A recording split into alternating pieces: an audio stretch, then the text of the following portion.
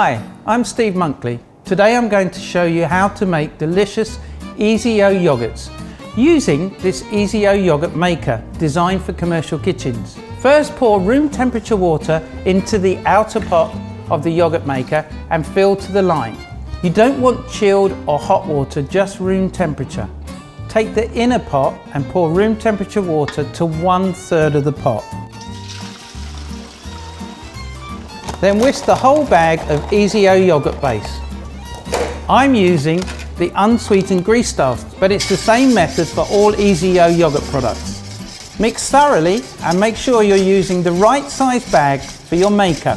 This is a 2.4 kilo bag for this 13 kilo yogurt maker. Continue whisking while topping up with more room temperature water until it's about 5 centimeters from the top. Then put the lid on the inner pot and gently lower into the outer pot.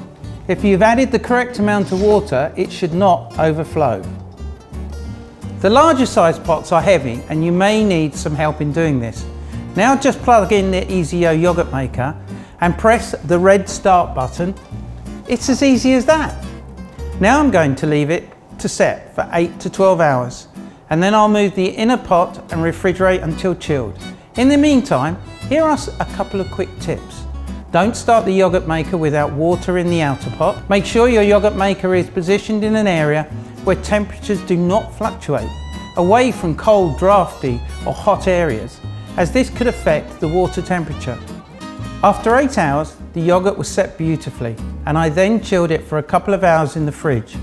You can leave it longer to set, up to 24 hours before refrigeration, for a tartar tasting yogurt. But after 8 hours, it has already developed into a smooth, thick and creamy yogurt with nothing artificial. You may have noticed bubbles have formed on the top. You can simply stir these in before serving.